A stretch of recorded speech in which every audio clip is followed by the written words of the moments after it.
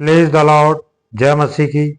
आइए हम परमेश्वर के वचन की ओर देखते हैं और आज मैं आपसे बात करना चाहता हूँ भला सामरी का दृष्टांत, जिसका विवरण केवल संत लूकस के सुसमाचार में मिलता है।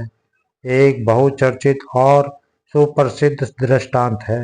इसमें न केवल ईसाई समुदाय बल्कि हर धर्म विशेष के लोग परिचित हैं। ये दृष्टांत हमें हमारी धार्मिकता पर विचार करने के लिए बाध्य करता है। हमारी आध्यात्मिक किस प्रकार की है, इस पर चिंतन करने के लिए भला सामरी का दृष्टांत हमें विवश करता है।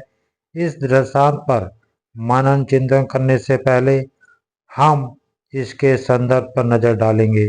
सुसमाचार के प्रारंभ में हम देखते हैं कि एक शास्त्री प्रभु यीशु के पास आकर प्रश्न करता है, गुरुवर, अनंत जीवन का अधिकारी होने के लिए मुझे क्या करना होगा? भी एक शास्त्री प्रभु यीशु के पास आकर प्रश्न करता है, गुरुवर, संहिता में सबसे बड़ी आज्ञा कौन सी है? तब प्रभु यीशु उत्तर में विधि विवरण ग्रंथ 6 की 5 एवं लेवी ग्रंथ में 19 के 18 का हवाला देते हुए कहते हैं, अपने प्रभु ईश्वर को अपने सारे हृदय, अपनी सारी आत्मा और अपनी सारी बुद्धि से प्यार करो और अपने पड़ोसी को अपने समान प्यार करो। परंतु आज का सुसमाचार में प्रभु यीशु शास्त्री के प्रश्न का सीधा उत्तर न देकर उसी से सवाल करते हैं, संहिता में क्या लिखा है? उत्तर में शास्त्री विधि विवरण ग्रंथ और लेवी ग्रंथ के उल्लेख आज्ञाओं को दोहराते हैं। अपने प्रभु ईश्वर को तथा अपने पड़ोसी को अपने समान प्यार करो। यहूदी परंपरा के अनुसार उनकी संहिता के कुल 613 आज्ञाएं थीं, जिसका वे पालन करते थे।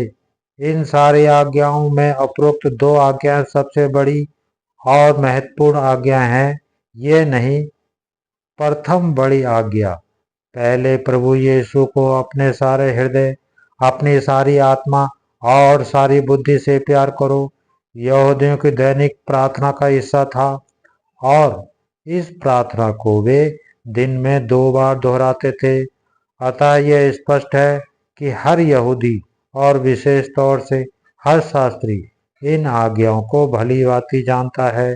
परंतु विडंबना यह है कि यह शास्त्री, जो एक विद्वान है, सब कुछ जानते हुए भी यह नहीं जानता कि उसका पड़ोसी कौन है। वह प्रभु यीशु से ये पूछता है, लेकिन मेरा पड़ोसी कौन है? और तब प्रभु यीशु भले सामरी का दृष्टांत सुनाते हैं।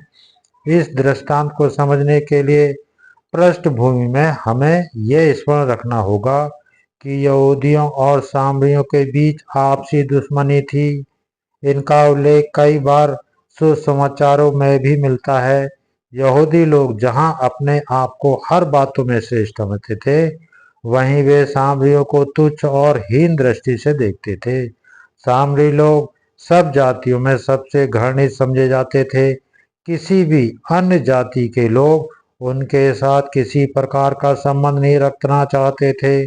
प्रभु यीशु दृष्टांत में बतलाते हैं कि एक व्यक्ति जिसका ना नाम का उल्लेख है, ना जाति का और ना धर्म का, यरूशलेम के यरीहो जा रहा था। यरूशलेम से यरीहो जा रहा था। रास्ते में वो डाकुओं के हाथ पकड़ा गया, जिन्होंने उसे लूटा, घायल किया और अधमरा छोड़ दिया। एक याजक फिर एक लेवी उस रास्ते से गुजरते हैं, परंतु वे कतरा कर निकल जाते हैं। उस घायल व्यक्ति की ना सहायता करते हैं और ना ही वो किस हाल में है ये जानने का प्रयास करते हैं। याजक और लेवी वंश के लोग यहूदी समाज में श्रेष्ठ और सम्मानित लोग माने जाते हैं।